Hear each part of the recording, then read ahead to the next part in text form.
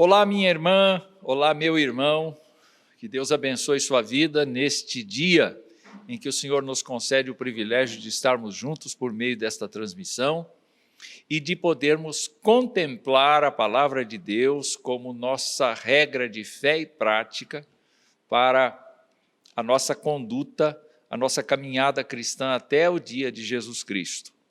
Nós esperamos em Deus que você esteja bem na sua casa e que todos os seus estejam guardados debaixo do Senhor. Que cada um de vocês tenha zelo, seja cuidadoso nesta época de pandemia, não apenas para não ser contaminado, como também não contaminar nenhuma pessoa, nenhum próximo. Nós queremos convidar a sua atenção para o texto do Salmo 145, um texto que fala da bondade, da grandeza e providência de Deus. Salmo 145. E nós convidamos você para esta leitura da palavra de Deus. E diz assim o Salmo: Exaltar-te-ei, ó Deus meu e Rei, e bendirei o teu nome para todo sempre. Todos os dias te bendirei e louvarei o teu nome para todo sempre. Grande é o Senhor e muito digno de ser louvado. A sua grandeza é insondável. Uma geração louvará a outra geração as tuas obras e anunciará os teus poderosos feitos. Meditarei no glorioso esplendor da tua majestade e nas tuas maravilhas. Falar-se-á do poder dos teus feitos tremendos e contarei a tua grandeza. Divulgarão a memória de tua muita bondade e com júbilo celebrarão a tua justiça. Benigno e misericordioso é o Senhor, tardio em irar-se e de grande clemência. O Senhor é bom para todos e as suas ternas misericórdias permeiam todas as suas obras.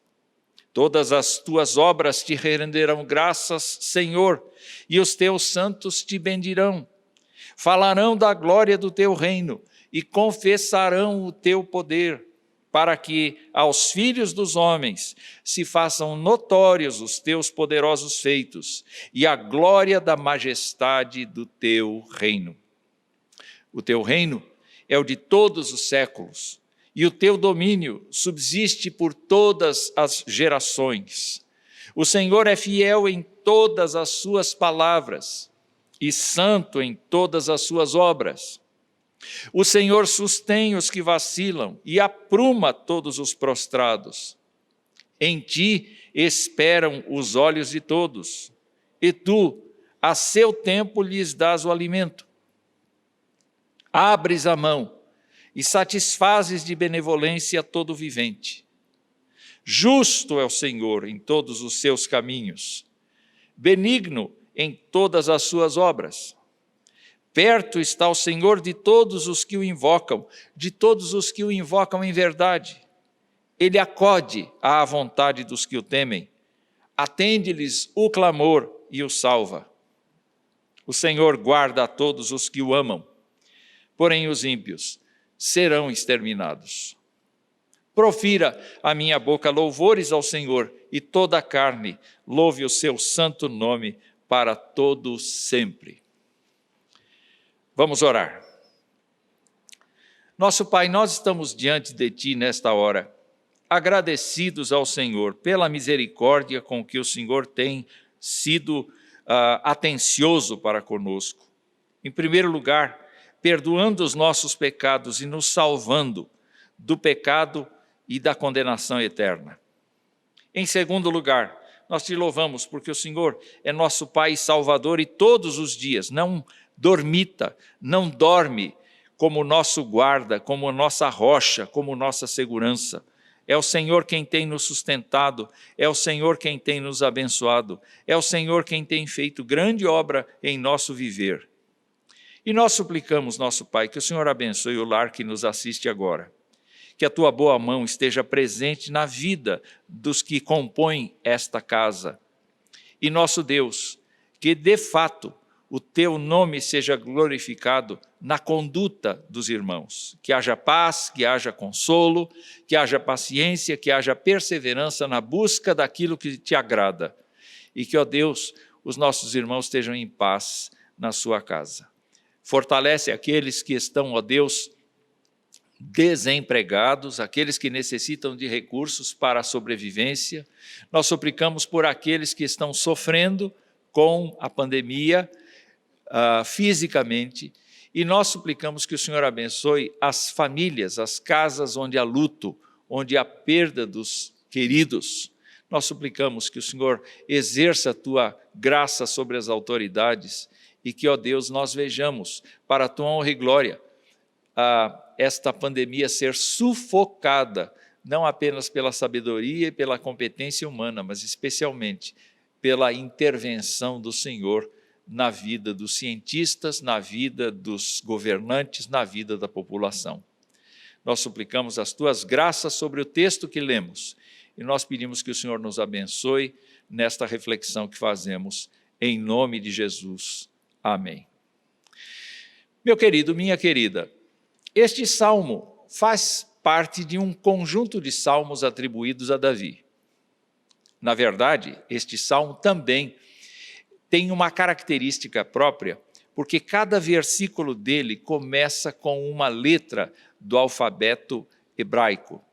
É verdade que nós temos 21 versículos e o alfabeto tem 22. Não ligue para isso, porque o verso de número 13 tem um acréscimo ali, dizendo: o Senhor é fiel em todas as suas palavras e santo em todas as suas obras, que na versão corrigida não está presente, mas na versão atualizada está. E este conjunto de afirmações que está ali não prejudicam e não distorcem o que realmente a boa teologia do Senhor, explicitada nas Escrituras, falam. O Senhor é fiel em todas as suas palavras, Ele não pode mentir, e o Senhor é santo em todas as suas obras. O Senhor é totalmente outro, segundo a Escritura Sagrada, Ele está separado do pecado, da imperfeição humana. Mas o Salmo provavelmente foi escrito num tempo em que havia paz. O Salmo provavelmente é de um tempo que havia prosperidade. E por isso ele é tão gostoso de ler, porque se fala de um Deus carinhoso, se fala de um Deus todo-poderoso, se fala de um Deus que ajuda a cada pessoa. E nós gostamos de retomar esse texto. O Salmo 145 é um dos salmos que a igreja lê com muita frequência, exatamente por conta deste senso positivo que transfere ao nosso coração um consolo, uma orientação, uma bênção, uma gratidão.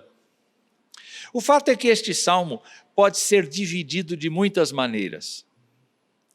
E eu não pretendo dividi-lo em vários aspectos, mas como bom presbiteriano, eu vou me restringir a 3 aspectos e gostaria que você me acompanhasse para que nós analisássemos este salmo à luz de um modelo de oração que a gente encontra no Antigo Testamento.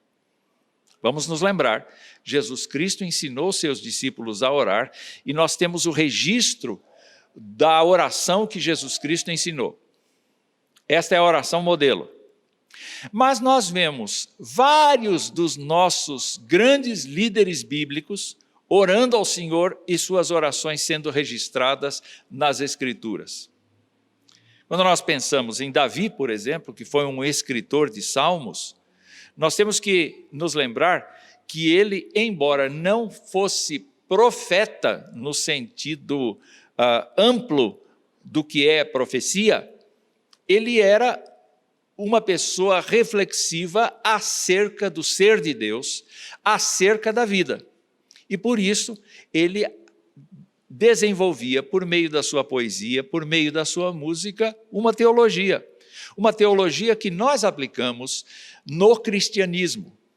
uma teologia que nós utilizamos na liturgia dos cultos, uma teologia que é abençoadora. Então, neste caso, eu quero convidar você para olhar o Salmo 145 como uma receita, vamos dizer assim, como elementos para uma oração saudável. Elementos para uma oração saudável. E eu queria começar dizendo que eu fiz dividi este salmo em 3 aspectos. O primeiro deles, que eu gostaria de começar por ele, é o aspecto da contemplação. Como é que uma oração deve ser feita? Ora, nós encontramos várias situações de oração em que o desespero toma conta da pessoa que ora. E a oração começa já implorando a Deus a sua intervenção. Essa é uma forma de orar. Mas neste salmo, nós queremos começar pela contemplação. O salmista contempla a Deus. E eu quero registrar aqui como é que eu vejo esta contemplação. Quando ele diz no verso 3, grande é o Senhor e muito digno de ser louvado, a sua grandeza é insondável. Quando ele fala no 4, de que uma geração louvará as tuas obras e os teus poderosos feitos.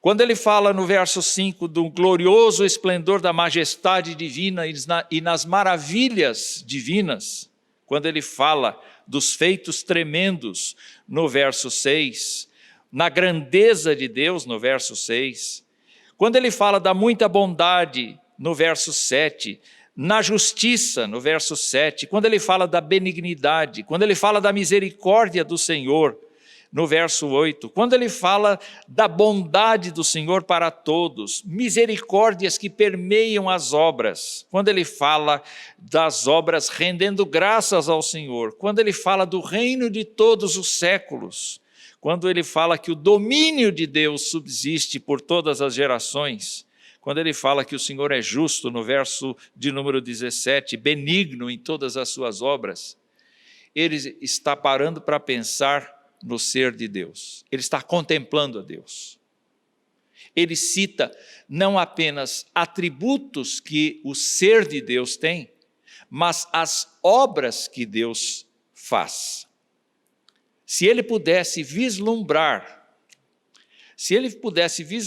o dia de Jesus Cristo, o dia em que Jesus Cristo veio à Terra, ele diria, a mais maravilhosa das maravilhas foi a vinda de teu filho à terra. Nós podemos dizer isto. E nós podemos então contemplar este Deus por meio não apenas da sua criação, que é uma revelação geral, mas especificamente por meio da sua palavra. Quando nós oramos, talvez a sugestão mais interessante deste salmo seria nos colocarmos diante de Deus e quietos diante de Deus, sem que nós pronunciássemos qualquer pedido, ou qualquer promessa, ou qualquer declaração que fizéssemos, nós pudéssemos parar para pensar em quem é o Deus a quem nós nos dirigimos.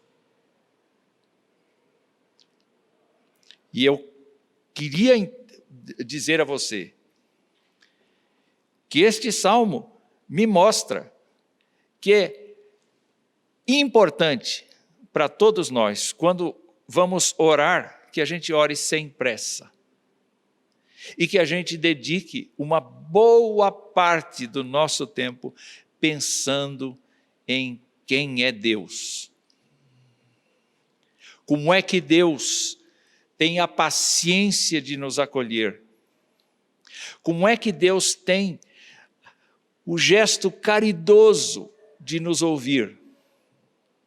Como é que Deus tem um propósito que não mudará, de fazer toda a história girar em torno de Jesus Cristo e fazer com que Jesus Cristo, seu Filho unigênito, seja glorificado e todo joelho se dobre e toda língua confesse que Jesus Cristo é Senhor para a glória de Deus Pai. Quando nós começamos a entrar no Santo dos Santos, com ousadia, como diz Hebreus, pelo vivo e novo caminho que Jesus Cristo abriu, o nosso primeiro papel, então, seria o de contemplar a glória de Deus, o de contemplar o ser de Deus, o de meditar nas virtudes que Deus tem.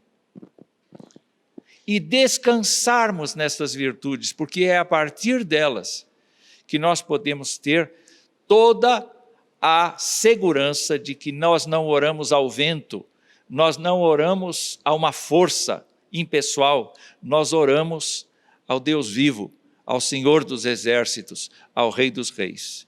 Então esta é a primeira coisa, contemplação do ser de Deus. A segunda coisa que eu vejo neste salmo é que não existe uma oração genuína se não houver um compromisso da pessoa que ora. Se você olhar para Isaías capítulo 6, você vai ver isto acontecendo. Na visão que Isaías tem, ele contempla a glória de Deus e ele fica aterrado. E ele tem imediatamente a sensação de que está perdido. Imediatamente ele se percebe completamente fora. Mas ele ouve, partindo do trono, a ideia de que Deus precisa de alguém para ajudá-lo. E ele diz, eis-me aqui, eu estou aqui, eu quero ir. Me envia a mim. Em outras palavras, prevalece aquele conceito de que Deus não se agrada de louvor de lábios, mas de louvor de coração, louvor de compromisso, louvor de comprometimento. Então, quando eu olho para este salmo, você pode perceber no versículo 1 que o salmista, depois de reconhecer que Deus é grandioso, bom, benigno, tardio em irar-se, que é justo, que é santo, que é fiel em suas palavras e tudo mais, você pode observar que o salmista diz, eu vou te exaltar, ó Deus, eu vou bendizer o teu nome para sempre. Ele não se limita ao dia de hoje, ele não se limita à semana, a um ano.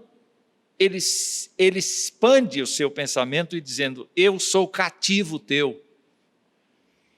Eu quero te exaltar, eu quero te engrandecer o nome, eu quero bendizer o Senhor por todo o tempo. Eu quero abrir o meu coração e enxergar as coisas que o Senhor tem feito em minha vida. E eu quero fazer isto para sempre. Ele diz, todos os dias te bendirei, verso 2, e louvarei o teu nome para todo sempre. Ou seja, não há pausa, ainda que não esteja dito claramente que o salmista acredita na eternidade, ela está aí, porque não importa se a morte venha, a afirmação, louvarei o teu nome para todo sempre, designa o fato de que ele está disposto a ir até o seu último suspiro, engrandecendo o Senhor. Então, isto significa comprometimento. Se de um lado, Davi passa pelo processo de contemplar a Deus no primeiro momento da sua oração, no segundo momento da sua oração, ainda que ele tenha começado o salmo com esse segundo momento, nós podemos perceber claramente que ele está se comprometendo de louvar o Senhor para todo sempre. E ele diz assim, que uma geração vai louvar a outra geração as tuas obras e vai anunciar os poderosos feitos. Ele vai meditar no glorioso esplendor da majestade de Deus. Ele vai falar do poder dos feitos tremendos e contar a grandeza. Ou seja, não é uma pessoa que está ali à espera de um lucro, mas é uma pessoa que está absolutamente entregue a um serviço, a um propósito. Na oração, nós devemos nos apresentar a Deus não como interesseiros, não como pessoas que querem lucro, mas como pessoas que estão na obra, como pessoas que estão no serviço, como pessoas que estão engajadas. Deus precisa ver em nós que nós estamos engajados naquilo que Ele mesmo nos colocou para fazer. Então, especialmente, Ele se compromete a falar da glória do reino e confessar o poder, no verso 11. Ele fala de, se é que naquele tempo nós poderíamos usar isto, mas ele praticamente fala do testemunho de Deus às nações, porque aos filhos dos homens se façam notórios os poderosos feitos e a glória da majestade do teu reino. Ele fala ainda, no final, profira a minha boca louvores ao Senhor. Então, o compromisso, o comprometimento é a segunda parte de uma oração que este salmo me traz. Se a primeira foi, vamos contemplar a Deus no primeiro momento da nossa oração, agora vamos nos comprometer com o Senhor que nós acabamos de contemplar. Mas a última divisão que eu quero fazer nesses elementos para uma oração saudável é exatamente o lado do exercício da confiança, a confiança. Então ficou contemplação, comprometimento ou compromisso e confiança. E quando eu falo de confiança, eu olho para o Salmo e eu vejo que o salmista, tem algumas expressões interessantes. Por exemplo, no verso 8, ele diz assim, o Senhor é tardio em irar-se e de grande clemência. Eu creio que Deus tem paciência para comigo. Eu creio que Deus tem paciência para as minhas necessidades. Eu creio que Deus não me olha como eu mereço, mas Deus me trata com ternura e eu posso abrir o meu coração diante dele e posso abusar, vamos dizer assim, da graça divina. Mais uma coisa no verso 14, diz o Senhor sustém os que vacilam. O Senhor apruma todos os prostrados. O Senhor não permite que uma pessoa viva na dúvida. O Senhor não permite que uma pessoa viva sem o conforto da sua graça. Então, clamar por essas coisas, suplicar que Deus tenha misericórdia de você mesmo, da família, que o Senhor alcance aquelas pessoas que estão desanimadas na fé, que não estão sabendo o rumo a tomar. O Senhor cuida delas e você pode usar esse tempo exercendo a sua confiança e fazendo o seu clamor diante do Senhor sob essa perspectiva. Ele diz assim, no verso 16, abres a mão e satisfazes de benevolência todo vivente. Ó Deus, e Jesus Cristo nos ensinou isso, a pedir o pão de cada dia. Dá-nos o pão de cada dia. Ó Deus, sustenta a minha casa. Ó Deus, sustenta a minha família toda. Ó Deus, estende a tua mão de graça para nos proteger. Ó Deus, fortalece a vida da igreja na sua comunhão. Concede, ó Deus, as tuas misericórdias. Quer dizer, você está abrindo o seu coração e pedindo a Deus o que vem à sua alma pedir. Mas você está exercendo fé naquele que você contemplou e com quem você se comprometeu. Então, ele termina o Salmo dizendo que o Senhor guarda a todos os que o amam. Ora, nós precisamos ir para a presença de Deus e a gente só vai ter uma reação positiva de gratidão, de louvor, de louvação, de dependência, não do jeito de Caim, não do jeito de Adão, especialmente Adão, que fugiu da face do Senhor, porque teve medo. Não, o que desfaz o medo é justamente o fato de nós olharmos para o Senhor e vermos à luz do Salmo 145 como o Senhor é grandioso, como o Senhor é generoso, como o Senhor é fortalecedor. Mas ao mesmo tempo, Ele quer que nós devolvamos para Ele esta ideia de confiança, esta ideia de comprometimento, esta ideia de desenvolvimento desta amizade. E nós podemos pedir tudo o que for necessário, como terceira fase da nossa oração. Eu fico pensando que este seria um jeito oriental de orar. Uma das armadilhas do nosso tempo é que Deus nos colocou na mão celulares e outros equipamentos de mídia que nos atraem a atenção. E quando nós oramos ao Senhor, nós não gastamos tempo em alguma dessas partes da oração. Talvez a gente diga, Senhor, maravilhoso e abençoador, eu quero te pedir isso, quero te pedir aquilo outro. Mas o salmista nos convida a orar nesses três passos. Contemple a Deus. Veja quem é o Senhor a quem você se dirige. Olhe para você e se comprometa diante de Deus com a obra de Deus, com o carinho de Deus, com o cuidado de Deus, com o procedimento que agrada a Deus. E depois disso, peça. Eu tenho certeza que o seu pedido vai ser ponderado em função da sua contemplação, em função do seu comprometimento, a sua confiança no Senhor será maior e a sua sabedoria em falar com o Senhor será maior. Era o que eu tinha a te dizer.